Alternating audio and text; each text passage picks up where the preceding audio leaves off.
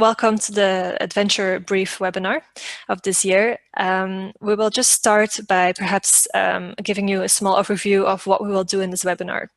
First, I will give an overview of the brief in depth. You will have, as I said before, the possibility to ask questions about the brief at the end of the session. Then I will just go over some important deadlines that you should definitely not forget. And I will also then discuss how to register your team. And then, as I said, we can have a Q&A session at the end. So let's talk about the brief. Firstly, the client. I'm sure most of you have heard of Amnesty International. Their mission is really easy to summarize in one sentence. They campaign for a world where human rights are enjoyed by all. I'm sure you've seen some of their campaigns, perhaps on the news or in the media, and you recognize their colors, yellow and black, because they actually are present in a lot of political actions. Amnesty International is a non-governmental organization focused on human rights. So the organization claims to have over 7 million members and supporters around the world. And the stated objective of the organization is to conduct research and generate action to prevent and end abuse of human rights and to demand justice for those whose rights have been violated. So to just summarize what they do, they basically invest and expose facts of abuse. They lobby governments and other powerful groups such as companies to make sure they keep their promises and respect international law. They mobilize millions of supporters around the world to campaign for change, and they support people to claim their rights through education and training. So about this brief, so the context of this brief is the refugee crisis. It's a topic which Amnesty International have dealt with quite a lot before, and they were very happy to use this opportunity to work with us, and of course to have your creative input to find a solution or to raise awareness of the refugee crisis. So as you may already know, of course, the world faces the biggest refugee crisis since the end of the Second World War, with about 65 million people forced from their homes and among 22 million refugees forced to flee war and persecution in their countries. Despite being the richest economic bloc in the world, the European Union countries only relocated 5% of the refugees in Greece and Italy that they had promised to. So thousands of refugees are trapped in Greece, where they endure very poor and dreadful living conditions. The EU, meanwhile, is working to keep refugees away. This is by striking questionable deals with countries like Turkey, Afghanistan, Libya, Sudan, and Egypt. However, with more people drowning in front of Europe's coastlines than ever before, the refugee crisis remains an important issue that should be addressed by governments and politicians. Yet, unfortunately, responsibilities and actions are not always taken. So Amnesty International believes that there's only one solution, and that rich governments must share responsibility and welcome refugees. So to change the debate across Europe, they're campaigning to local communities to show that many people in towns and cities, in contrast to their governments, are already welcoming refugees. So in the actual brief, you can also find an overview of some key numbers that you may use in your research. We have also collected a couple of very important reports on the refugee crisis in Europe and have put links to these reports on our website. So then we can continue to the challenge. The challenge is basically easy to summarize in one sentence. It's to inspire a movement of people to welcome refugees in their communities by driving them to visit and join the I Welcome community website. So this means that Amnesty International have recently launched a website which is called the I Welcome community website, where people can actually take action by joining the movement to welcome refugees. So actually by signing up. So the key challenge of the brief is to actually inspire people to drive and to join the I Welcome community website. Now, who is the target audience? Who should be the target audience of your campaign? Well, we actually had a good discussion with the client, with Amnesty International, about a target audience, and they first had actually proposed a target audience, but then after some discussion, they actually were very curious to see what your research would suggest. So this is also then an important part of the campaign, and will also be judged upon is the research that you conduct in order to reach the conclusions to know who to reach for your campaign. So your research might show that the best audience to inspire are perhaps students or young professionals, millennials, if you like to use that term, or even as specific as baby boomers or families with young children, for instance. This can be completely up to your research. However, as I said, Amnesty International has actually conducted in-depth research and has identified a key target audience, which they call the persuadables. They call them as a key focus for increasing audience reach on refugees. And they define the persuadables as a broad middle section of people who may be open to Amnesty's arguments on refugees if they are framed in a clear, positive way that resonates with their values, such as family, freedom, fairness, doing our fair share, and treating others as you'd want to be treated. So this is quite an important insight. However, as I said, your research will perhaps give a completely different angle, and Amnesty International is curious to see who you would come up with. The key message of the campaign should be that great things happen when people come together, join the I Welcome community, and help welcome refugees. We would also like to frame the issue a little bit. So Amnesty have said that governments are not listening to the silent majority of welcoming citizens who take the refugee crisis personally. So I'm sure you've heard of some of the Greek islanders taking in the refugees into their homes and helping them, or perhaps you know plenty of examples in your own countries where people have taken the crisis personally and have helped refugees themselves and not always have felt the support of the governments taking action. So we might say that the issue is actually twofold. On one side, governments that fail to help refugees are out of touch with the core values of their societies. And on the other hand, there is a groundswell of support for helping refugees. People worldwide are actively welcoming refugees into their communities. So what would we basically like to see? So firstly, there should be a focus on positive change and people power. And secondly, the aim is to shift the tone of the debate about refugees. As you can see in a previous campaign from Amnesty International, refugees should not be considered as criminals, intruders, or someone's problem, but they should really be considered as someone who's fleeing their countries and who have the right to seek asylum in another country. And we should be there to welcome them into their communities. In terms of communication strategy, Amnesty International is very open to any type of strategy that you might come up with, or output that helps shift the narrative. So again, it will definitely depend on your research, what communication strategy you will come up with. So it can be Europe-wide or focused on one small community. For instance, a grassroots campaign that demands personal engagement, or even an inspiring video. It is completely up to you to decide which media works best to reach that audience. I would also like to add that Amnesty International is very keen to actually make the campaign run live.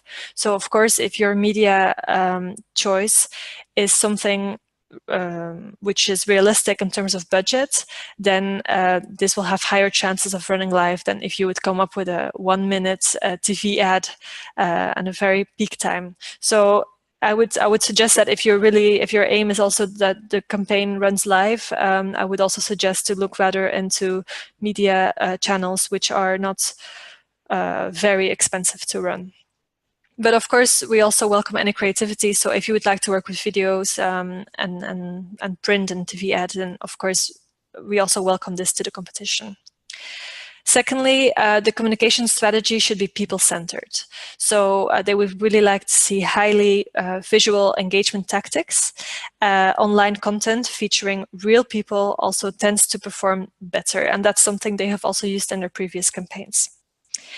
And also, given Amnesty's background and previous campaigns, and you may have noticed the language of the brief is also quite strong, political action or putting pressure directly on governments is also something that they don't shy away from. So they wouldn't mind if your campaign is also focused on strong political action on your own government, or as I said, it could be Europe-wide or very small, community-focused.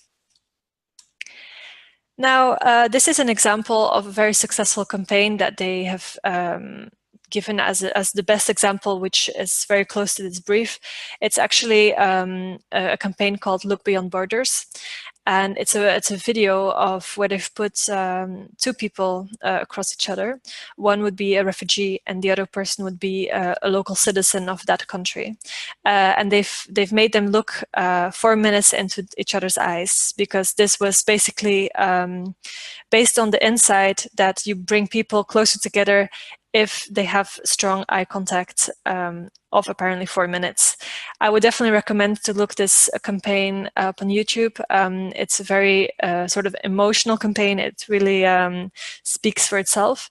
And this is sort of the campaign they were looking for. Of course, not the same one, but it just shows that you can have a completely different insight, and you work with real people. It's easy to share online. It definitely raised a lot of interest from different media outlets. So that's just an example I would recommend. Also, on our website, you will find other examples from successful campaigns that they would be looking for as a good example. But of course, it's your campaign, your creativity, and we're looking for something that will blow us away. In terms of measuring success, they are looking for powerful ideas and stories to engage millions of people at an emotional level. You can think of tactics such as video, press initiatives, social media, influencers, even think of people like YouTube influencers. And this, of course, depends on the nature of the campaign. Key performance indicators could include how many people have taken action on the I Welcome community website, also how many people have engaged on social media, and what media coverage you could get. Whatever the action is, they're looking for media coverage beyond the mainstream news and media, such as magazines and youth-friendly outlets. Think of BuzzFeed, Marie Claire, and Teen Vogue. At this point, I've actually discussed the brief. It would be good if you could think of questions about the brief itself, while I will discuss now some important deadlines, so we can answer your questions at the end of the session. In terms of deadlines, the most important deadline is probably 15 December to register your team. This is just for us to know how many people will participate in the competition, and it's very important that by then you already have a good team. The point of the competition is basically that you form a mini agency of, we recommend 4 people, and that you have until 16 March to work on a campaign with this brief for a real client. So it's important that you already have an idea of who you would like to work with and what your role will be in the team. So for instance, you can think of an account director, or a creative person, or someone who will rather be the strategic planner.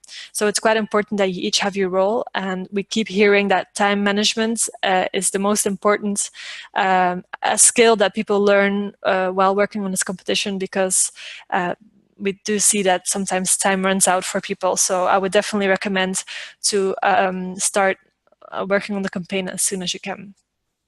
Of course, the most important deadline after registering your team is actually submitting your campaign. So after you have registered your team, you have about 3 months to submit your campaign. And this will be on our platform. It speaks for itself. You'll have to answer a couple of questions, such as what your media plan is, what research you have done, what creative materials you have. And then this will then all go to the jury, because a judging round will start 21st of March. Then we will have the announcement of the top 10 finalists. We will also provide feedback. And then we will also have, at the end of April, the announcement of the top 3. The top 3 finalists will win a flight and accommodation to a location in Europe where we have the EdCom May meeting on 17 and 18 May. And of course, the winners will win tickets, travel, and accommodation to the Cannes Lions International Festival of Creativity. So if you can, please keep these dates free, because it's of course very nice if you can attend these events should you be a finalist or a winner. Now I will talk a little bit about how to register your team, because it's quite important that you understand this, because we get a lot of requests, of course, right before the deadline. So I would recommend to do this as soon as you can. Firstly, it's important to know that this is a separate platform. So this is not our main website. It's a platform which it's adventure-competition.eu. And then you can just click on sign up. And the next page you will see is a page to register online. So if your school is an EdCom member, you can select your school from the list.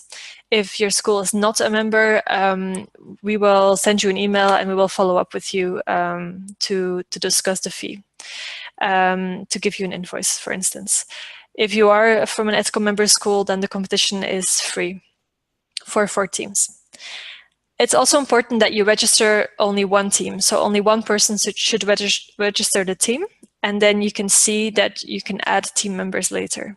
So for instance, here you can add the team number 1, and this person is the main contact for the team. So we will actually contact this person the most, because it's the main contact. You could say basically that this person could be the account director, because we also expect, for instance, if there are any questions, that this person can reach to us, and we will then forward your question to the client. It's also very important that you have an academic advisor or a mentor who can help you with the competition, and that we will contact as well with any updates about the competition, and that you have the school's approval to take part in this competition. Last but definitely not least is the team information, is your team name. Please note that this should be a different name than your title of the campaign, which you can fill in at a later stage. But the team name should already be given at the beginning of when you complete the registration. As soon as you then have completed this step, we have approved you, and then you will receive an automatic email with your login details. Please keep those safe, because you will need them to log in, also at the later stage when you submit your campaign. Should, of course, you have any questions, we're here for you, so you can always email us or call us. And then, of course, you can add your other team members. Also important to know is that on our main website, you can find the URL there, is that you will get lots of information about the competition process, lots of information about the judging criteria, which is something you should keep in mind, of course, when you create your campaign, is that you understand how it will be judged. And we also have a very nice inspiration hub where you can find campaigns from previous winners and finalists, but also campaigns who have won, for instance, a Euro FE, which is the most effective advertising campaigns in Europe. And on this website, you can also find the key dates and the brief, and just a bit more information about who will be on the jury when it comes closer to the date, of course. This leaves me then only to say that that was sort of the brief and depth and the more explanation about the registration process. And of course, should you have any questions, I'll be happy to answer these now. You can use the Q&A box at the top left corner of your screen. And I will just have to stop sharing my screen in order to be able to answer your questions. I received another question. Is there a budget? So there is an indicative budget from the client that we have received, but we decided not to put it in the brief because we didn't want to restrict the creativity of the participants. The budget that they have given is around 30,000 euros. However, as I said, we prefer if the creativity comes first, and then rather realistically the budget. But yes, in that sense there is a budget, but we have not included it in the brief. Therefore, also the jury won't be seeing this budget. But the client, of course, afterwards, if they would run live, would be looking at this budget. The second question is that you mentioned there's a grassroots support of taking for taking in refugees. Was there any study done, or is more anecdotal evidence? I should have to ask this question to the client directly, because I'm not sure if they have done any studies and if they can share this with us. So I will definitely pass on this question to the client. But I think that this is more focused on anecdotal evidence of what we've seen in the media. So I would rather take this as a direction rather than a compulsory objective. I hope that answers your question. Another question I received is, will you visit the school to support us in our campaign? Unfortunately, no. I would love to travel to all of these countries in Europe because we have members from over 20 countries. So we can't visit your school, unfortunately. However, you should hopefully have an EdCom supervisor or an academic supervisor or mentor who can help you with the process of the campaign.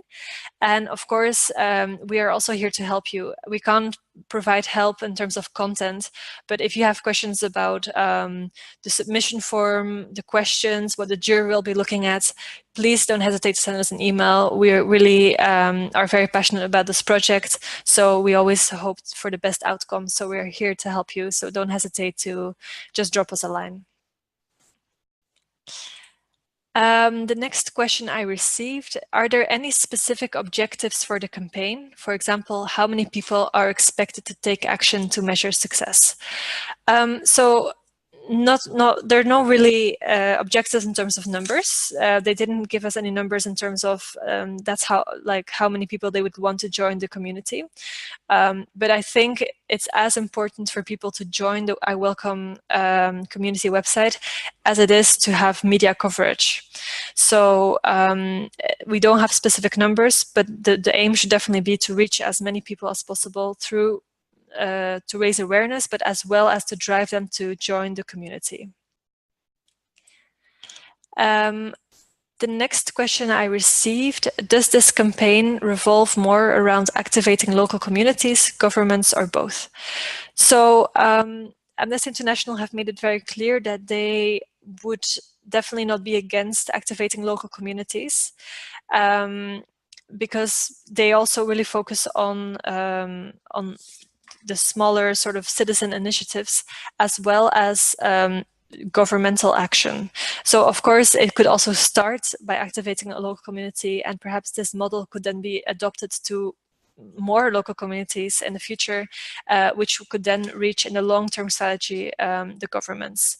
If you prefer to focus on a local community, then that will be regarded in the same manner as if your campaign focuses on EU politics or the European Union government. I hope this answers your question. I have received no further questions. I'll just leave the webinar open for a couple of more minutes, just in case you have any follow-up questions. And I hope I answered your questions up till now. But like I said, if there are any further questions, we can also forward them to the clients. I received just another question asking, what about governmental statements? Do we have to take this in mind? I'm not sure what you mean by governmental statements. Perhaps a take on a country on the refugee crisis. I would say if you focus on one country, for instance, your own country, then I would definitely do some research on what your government has done and stated, or if they are part of any deals for refugee crisis, in order to know how you need to work on your strategy for your campaign. So I would not disregard any governmental action if you want to focus on one particular country or community. If you want to focus, of course, on the wider European context or community, then I would also definitely do some research on the recent deals that the EU has done with Turkey, for instance, and Egypt, as was mentioned in the brief a bit earlier. So I would take this in mind.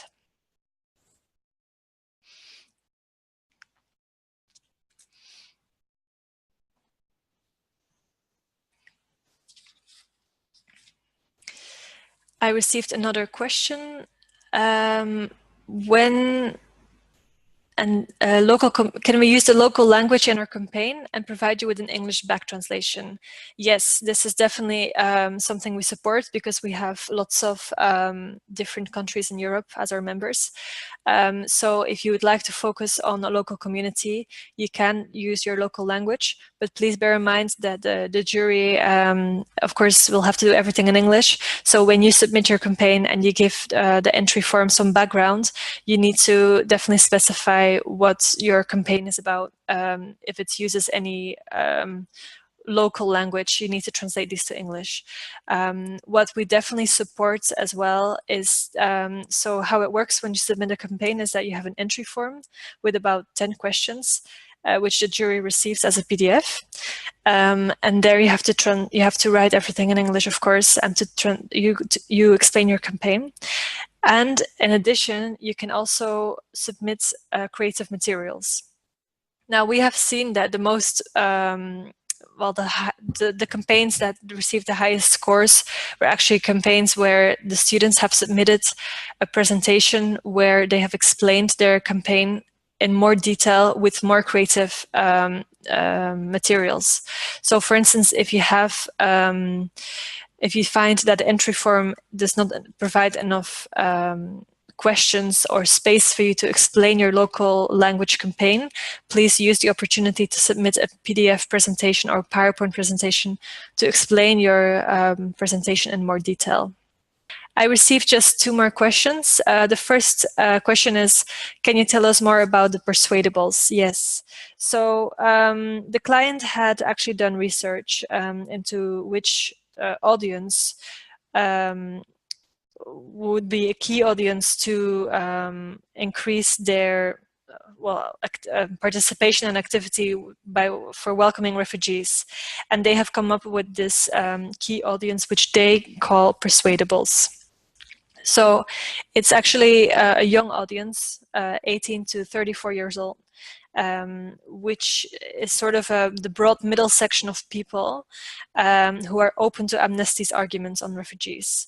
So these people are sort of framed in a positive way, and Amnesty's mission resonates with their values. For instance, family, freedom, fairness, and actually doing the right thing and treating others as you want to be treated. So this is an audience that their research showed that this is an audience that they can easily tap into. However, as we discussed with the client beforehand, they were actually also very curious to see what students would come up with. And of course, it's important to know if you do a local community campaign, you'll have a different audience than if you have a campaign targeting the European Union, for instance. So that's why we sort of left this out the brief, but I still wanted to mention this during this webinar, that we have this sort of key group that they come up with. So just to answer your question, you can stick to this group, but of course it depends on your own strategy and perhaps also research. So you might want to also change and go more specific. Another question I received, can this campaign be connected with recent events? Absolutely. I think Amnesty International is an organization that always likes to act very quickly when changes are happening and developments, especially when legal action has been taken, and they're always there to very quickly react with a campaign or even just by protesting. So I would definitely also think that they would want to see that it's connected with recent events, because the refugee crisis is something that is definitely still happening every day, even though the media doesn't cover it necessarily every day anymore since last year. But I definitely would think that they would like to see some action related to current events. Yes. And then I received one final question. Do we need to target local communities, but from a national perspective or from a European one? Do you need to think in a national campaign or a pan-European campaign? So, as I said, I think Amnesty International would be open to both, because I think if you have a very strong national campaign, they could adapt the models to other nations. However, if you choose that your target audience should be rather European young audience, then of course you can go for a pan-European campaign. So I think the main thing to take away is that there should be a strong focus on research from the students. This is also a category that we have added this year to our judging criteria. So research should definitely not be overlooked. So from this research, you will find that either it's important to target local communities, or it's important to target the national campaign for a pan-European, if you would like to do a pan-European campaign. Are there any further questions?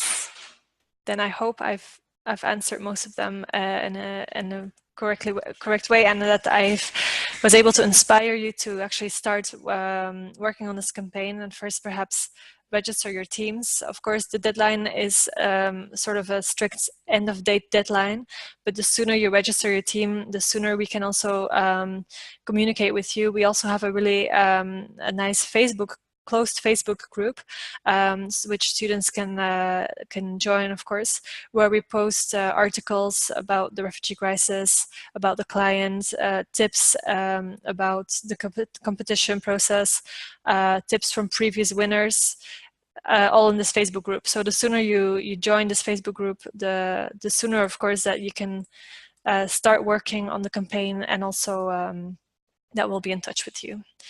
Thank you so much for attending this webinar, and I hope to all see you and welcome you to the competition.